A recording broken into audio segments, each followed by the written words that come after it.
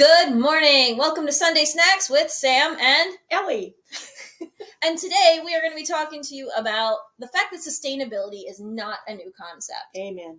It has been around for a very long time. Ellie has been schooling me regularly on this fact. I mean, I did know it was around for quite a while. My grandmother always talked to me about, but she never called it sustainability. Right. Let's just be real. And that maybe the term sustainability is a new catchphrase.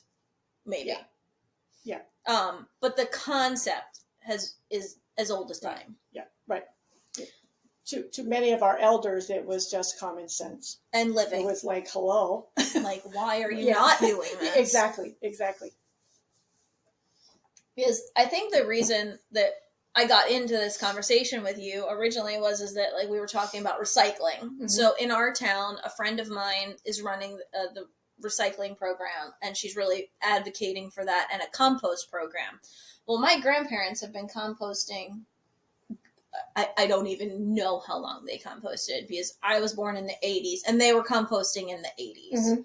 Mm-hmm. And evidently I know that they learned that from their parents because they both grew up on farms right outside of Philadelphia proper. So for me, I think of it as all the ads and the marketing that came out in the 90s of recycle, recycle, recycle. And then my friend who's helping with the local, green team, who's promoting this. And it just kind of really struck a chord with me of like, this really isn't a new thing, but yet we're making it with the marketing look new. Right. Well, and the marketing originally was to help people, to convince people to recycle when we weren't. And everything was ending up in landfills. I mean, that's where the marketing came from. There was a need to educate people. Yeah. I guess just for me, again, growing up in the city with grandparents who had lived through the Great Depression, my grandmother was always having me collect cans. We were crushing them, taking them, and we were getting money for them. Mm-hmm. I guess that wasn't the norm. Yeah, the 5 cents a bottle. Yeah, you could earn your allowance that way. Yeah, but I guess that wasn't the norm for a lot of people at that time, and which is why in the 90s it became such a prevalent concept, right. And it's still now a prevalent concept. We see all the ads for, stop putting plastic or single-use plastic bags or single-use straws and get rid of those kind of things in our population. And so since we live near the bay, mm-hmm. the Chesapeake Bay, the straw thing's huge. Right. It's been huge for the last couple years, even before COVID. Yeah. But one of the things that you talked to me about, which I thought was really neat, and mind you, I've been having a problem with my pants lately. I keep having to patch my pants because the denim that I get, and I'm being honest, from my old Navy pants, because it's the only place I can find that has petite enough jeans for me, because I'm only 5 foot tall. Because she's such a short person. I am short. I'm only 5 foot tall. So even their petites run long and I drag them on the ground, but they're ripping. And I'm not used to denim ripping. Yeah. Well, it's a thinner material, so I'm constantly having to patch my pants anymore, which sounds ridiculous, but you were telling me about some fabric and cloth recycling. Yeah, I'll find the link and put it in our blog post, but there's a company, and I'm pretty sure it's an American company, that you can send in a bag of clothes and you get a $20, it costs like $20 to send it, or for the bag. I'm not sure exactly how that works. And then you get a $20 credit if you buy anything from their recycle store. Cool. But they also, they use all of it. So they'll take, those old t-shirts and that aren't good enough to, to really resell it, mm-hmm. or give it a goodwill or something. They have companies they work with that recycle that into either other products or into yarns and threads that they can make other products. And I don't know if all of those are American, but it's very much a full circle. So closed cycle. Yes. And I think the more we use places like that, the better. Yeah. So I'll make sure I put that link in the post when we post it. And one of the things that I thought was interesting that we kind of got onto that topic with was the fact that, in my house growing up with my grandparents, my grandmother would always have a basket of old t-shirts that she would then cut. She would serge the edges and make them into like a tea towel. Yeah. Or she never made these rugs, but one of the ladies that she knew did. So she would save rags and the lady would then make her rag rugs. Yes. And they were always neat. And I think I still have like 3 in my house from when my grandmother did those, saving the fabric for the other lady who made them. But one of the interesting aspects along that whole concept of recycling fabric for different reasons and how you do it is that, I'm not very fashionable. I mean, I am not a fashionista, let's put it that way. But I do like clothes that are comfortable. But one of the things that you and I both were talking about is what we've recognized is that our convenience culture and our variety culture has led to more of the problems Yes. and the mess that we're facing. It's not necessarily that. It's not that we shouldn't be wearing clothes. Yeah, we should definitely wear clothes, especially if you live in a cold climate. Don't be cold. I hate being cold. But we don't have to change our outfits 3 times a day, and no. And I mean, we're just going berserk with so many things that just because the variety is there and the marketing is there, and we're losing.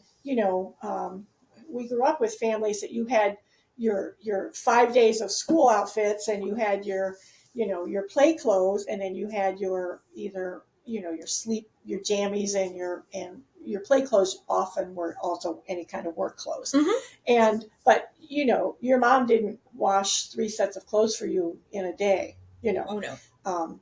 In fact, you got in trouble for that. Where today, nobody, kids or adults, think twice about it because we have supposedly the convenience of our washers and dryers. But in essence, all of that can be made more sustainable by using them all more frugally. Yeah, and one of the things that you taught me a long time ago, and this is actually really an interesting concept, is that, I wear jeans all the time. Mm-hmm. And I'm in the garden all spring. Now, if I get my clothes muddy, I will not rewear my pants. End of story. I will wash them because they're usually so coated at that point, I can't bend in them. Yeah. But, if I'm just wearing jeans, I can put them in the freezer and it literally kills the smells of any sweat you would have or anything like that. And one of the things that I learned also is that you leave them air out. Mm-hmm. I mean, in the summertime and spring, when it's not rainy, and all through the fall, I mean, my husband and I, we hang our laundry outside. Mm-hmm. And we have racks in our basement for in the winter because obviously our heat's on, so we can air dry our clothes in the house and outside, and it ends up not needing to have 6, 7 different types of jeans. Like, I can have 4 or 5 pair of jeans that can last me 2 weeks. Right. Versus, changing my jeans every day when they're not really dirty. Because I remember growing up, my grandmother bought me a uniform. Mind you, I went to Catholic school as a kid because my grandmother was adamant I had to have a good Catholic education. Okay, fine, Grandma.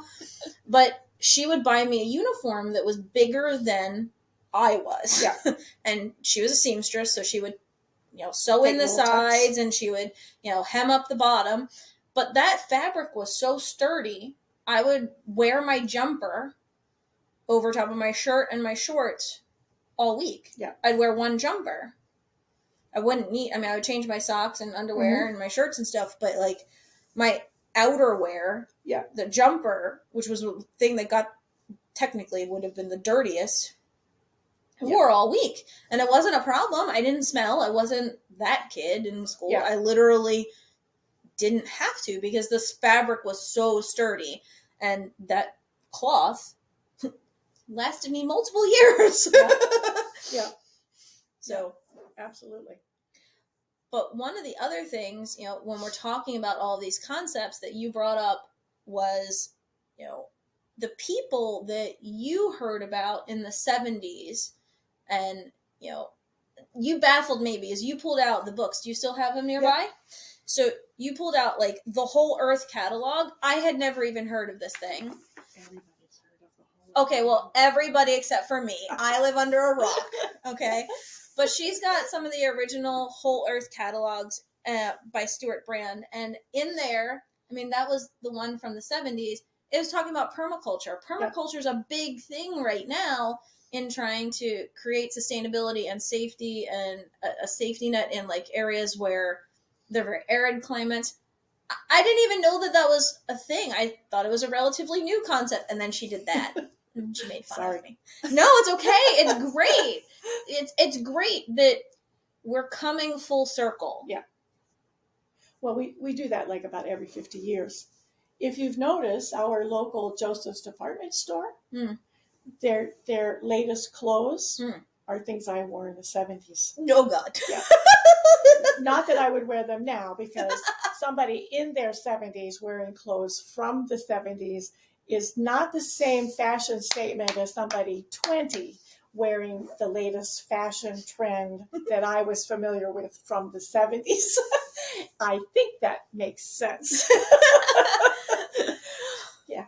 Bell bottoms on this body do not look the same as they might have looked when I was 20. But the fashion, even though has for me, come around. Not sustainable, but that fashion came back. Yeah. But the other thing that you just taught me this morning was about Helen and Scott Nearing. And I need to go get this book now. You were telling me it's called Living the Good Life. Yep. And they were some of the predominant homesteaders. That was in the 70s. If you were kind of in the hippie movement and wanted to live off the land, the first book you bought was Living the Good Life with Helen and Scott Nearing. And at that time, they were probably 40 or 50 years old, and they were building their own walls, like in Vermont. They don't do fence, their fences are stone walls, and foundations for buildings. And you could go and stay with them. They had little camps. You could go stay with them and learn these different practices. And they were like, you weren't in it if you didn't know who they were. Well, evidently I didn't know who they were, and I need to get my head out from under my rock. So, I mean, these are the cool things that, of why we created Beyond TP and Milk. It's that sustainability isn't new, and the idea of being prepared isn't new. It's just how we're approaching it is different, and how you approached it and continue to approach it at 70 plus years and how I'm approaching it at 40, are very different. Single, family, how are their apartment, small house, they're very different, but yet these aren't new concepts. No, the basics are the same, and then you tweak them for your lifestyle. Exactly. And some will go all in, like 1,000%, and others will just kind of tiptoe around for a while. And all of those are valuable. Well, I don't think you tiptoe anymore. I got one foot in. You're all in there now. I don't know about 1,000%, but yeah, it does come around. I think the difference today is just by virtue of the population of planet Earth, resources are becoming slim.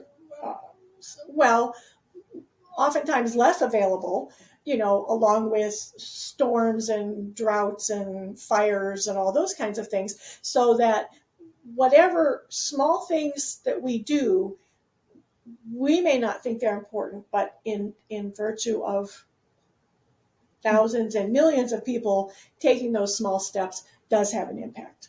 And it's important today.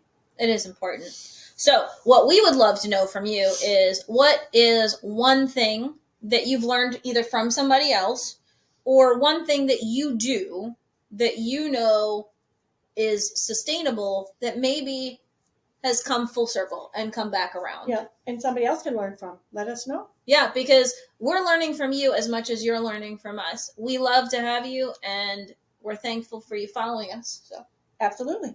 all right, have a good one. See you later.